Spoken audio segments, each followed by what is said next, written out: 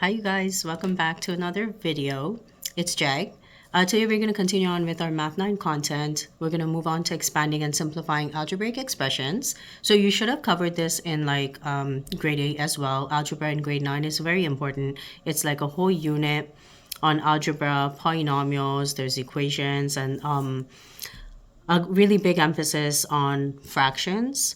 All your answers always have to be in terms of fractions, so there's a lot of calculations to do. But today we're going to just do a quick introduction into expanding and simplifying these expressions. So with that, let's get started. All right, so here we are. Let's try like a simple example first. So it says 4k k squared plus k minus 3. Okay, so when you're doing this question, we're going to use the distributive property. Okay, and we already went through the laws of exponents. So when you're multiplying with the same base again, we're going to add the exponents together. This is 4k times k squared, 4k to the power of 3. This k basically has an exponent of 1. Okay, and then you're going to do 4k times k plus 4k squared. Okay, and the last one is 4k times negative 3, so negative 12k. Okay, and this is the final answer. Okay, let's try one more. Okay, let's try B here. Negative 5h, 3h squared minus 7h minus 2. Again, I'm going to open up the brackets here. Negative 5 times 3, negative 15. This is h times h squared, or you're adding it, negative 15h cubed. Then I'm going to do negative 5 times negative 7, positive 35. h1 plus h1, h squared. Okay, and the last one, negative 5 times negative 2, positive 10h. Okay, make sure you're watching the signs all the time here. These are integers. Take the sign that comes right before the number when you're solving it.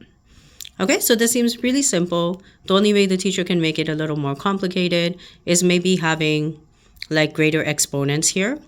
But again, the rule is the same for the laws of exponents. You just need to add the exponents together for the variables. All right, so with that, let's move to example 2. All right, so here we are. Example 2 says expand and simplify. Okay, so I picked a couple of examples here. Like you notice right here, we're going to expand this expression, but I see two sets of brackets. So we have to make sure we're using the square brackets here, and you're always expanding inside the brackets first. Okay, so I'm going to do 3 square bracket x plus, and then you're going to do the distributive property, 2 times x, so plus 2x. And now I'm going to do 2 times negative 4, negative 8. Okay, close the bracket. And now because it says expand and simplify, I'm just going to open up the bracket here just so you can see. 3 times x, so 3x. Okay, and then 3 times 2x is positive 6x. And 3 times negative 8 is negative 24. Okay, now I'm going to collect the like terms. You see that? They both have x. 3x plus 6x is 9x minus 24. Okay, so this is how you solve it. And also, if you notice, inside the brackets, you can definitely put the like terms together even here in the brackets. I could do x plus 2x, which is 3x minus 8. And then you can still open up the brackets as well. All right. So hopefully that is good. Let's try one more example here. B says 5. I'm going to do square bracket 2 y minus 1 minus 3. So the same way, open up the inside brackets first. I'm going to do 5 bracket 2 times y, so 2y. Okay, and then 2 times negative 1 is negative 2. And the minus 3 is still there.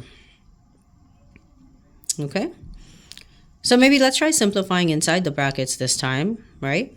With a different method. So 5 And now you can just like, get rid of the square brackets. I'm just going to put 2y. This is -2 minus 3, so -5, and then close the bracket. Does everyone see that?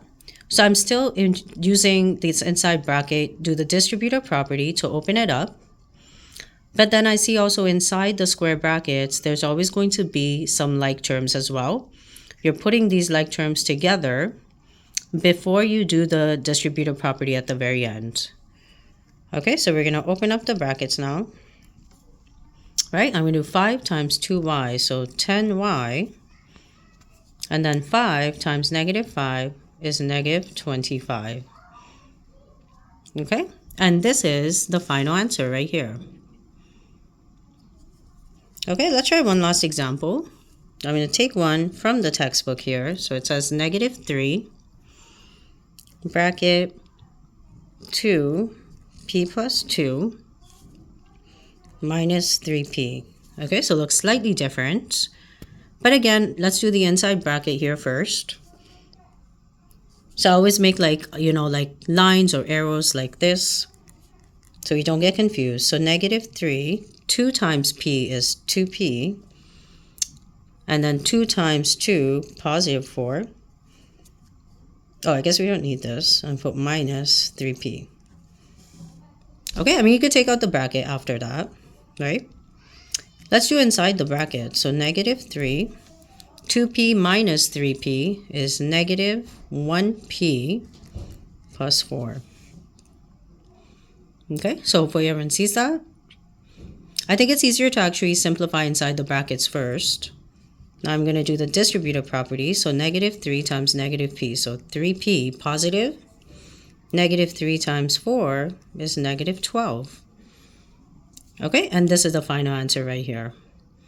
So it's up to you if you want to actually distribute this out first from the brackets, or you want to just simplify it inside the bracket. Okay, but always make sure you're doing the inside bracket first, and then you're doing the distributive property at the end. All right, so that brings this video to an end, but thank you for watching, and please make sure you're subscribing to this channel. More videos are going to be coming up for grade 9 math as well as grade 10 math. A lot of students have been requesting it, so I'm going to bring out those videos very soon. So thanks for watching. I'll see everyone in the next one. Bye.